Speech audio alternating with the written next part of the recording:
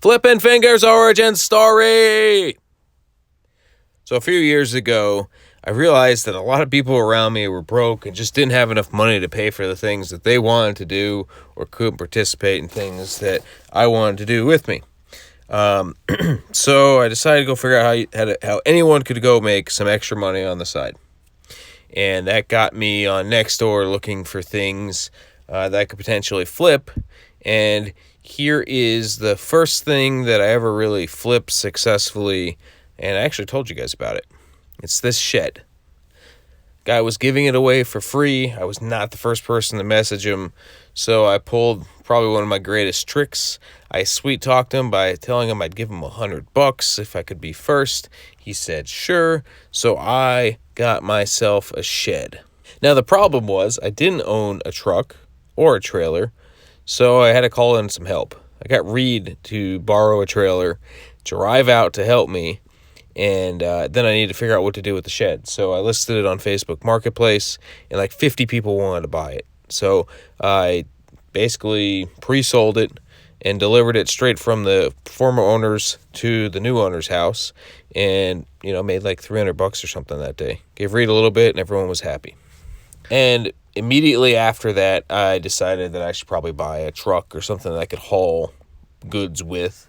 And I went and picked up the Ridgeline. It's freaking ugly, but it's pretty comfortable. It was super cheap, and it's hauled a ton of stuff. That same summer, Cameron came to live with me for an internship, and so he got to help move a lot of furniture. So you can see my garage was converted into a furniture warehouse. I had so many random things. I would just buy anything I could that was super cheap that I thought I could make some money on. And a lot of things I just did. I don't think I ever lost money on anything I bought that first year. I have a few times over I also the past made a few spreadsheet to track all of my earnings. Sometimes I was holding on to things a lot longer than I do now because I didn't really know how to price it or market it. Certainly learned a lot the first summer. These dressers right here I had for like 4 months. Should never have had them that long. Should never have bought them, actually. You learn lessons over time, though. Again, I just threw in a bunch of pictures of various pieces of furniture. That set there I made like $1,200 on. That was one of my best flips ever. Now you're probably wondering, like, why the hell did I start doing furniture? I kind of knew a lot about it from college when I worked in a furniture store for 3 years, so I know how to fix a lot of these pieces, or at least clean them up enough to get them sold. After that, I was just kind of luck of the draw and trying to figure out what people were buying, because a lot of these went to refinishers where they'd chalk paint them white or different colors, and get real creative with the way they looked, and I'd still make a little bit of money, and they'd make a bunch more money by putting a bunch of hours into fixing things up.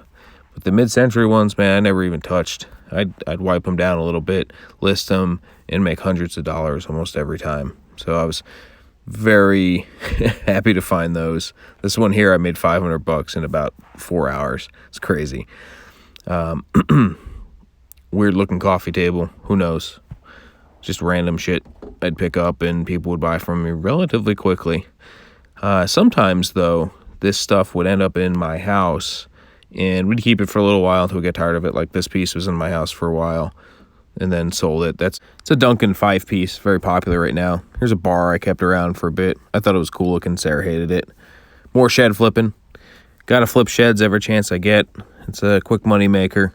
Bar stools are definitely an easy money maker. They're easy to move. You only need one person to move them, and people will pay upwards of about $50 per stool for a used bar stool that's counter height, that's in good condition. These I think I got for $10 a piece, so I made a nice little profit there. I think I split them up into 2 different lots, sold them off. Definitely would encourage trying to buy those. Bose always sells. It sells fast. People love that name. It sells on eBay. It sells on Facebook Marketplace. You name it. A lot of stuff I get on Nextdoor, and then I flip over to Facebook Marketplace or eBay. Vintage record players that work are extremely resellable, especially brands like Pioneer. I think I made like $250 on this thing. I basically picked it up and then sold it to somebody else from Nextdoor to Facebook Marketplace. Definitely look for those. They're kind of a fun thing to play around with too. And I'll keep these around for a little bit, use them, and then when I get tired of it, I'll sell it and go find another one. So this next thing is a circus trunk. I've flipped tons of trunks too. If you can get them for 20 or 30 bucks, you'll make good money.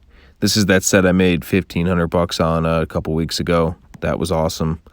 Some random nightstands. Don't buy things that look like that. For sure don't. Another great thing to try to flip are books. Books you can sell on eBay. You can sell them on Amazon. You can sometimes sell them on the marketplace, Facebook Marketplace, etc. Lots to learn. There's tons of online resources for that. The other thing that happened was people started giving me things to sell for them. My in-laws had these sinks in their house that they renovated. They gave them to me, and I sold each one for like $400 each on eBay. We split the profits, which is basically all of the money, and that worked out for both of us. So they gave me lots of other random things too, but those sinks, I don't know why people would want those because they're fucking hideous, but whatever. Here's another giant piece that I picked up. The thing was 8 feet long. Somehow it fit in my truck. More random pieces of furniture. One of the craziest things, though, was this piece right here. I think it was 60 years old. The guy never even took the tags off. Insane. Made a lot of money on that because it was basically brand new. So, all right, I'm going to end this here.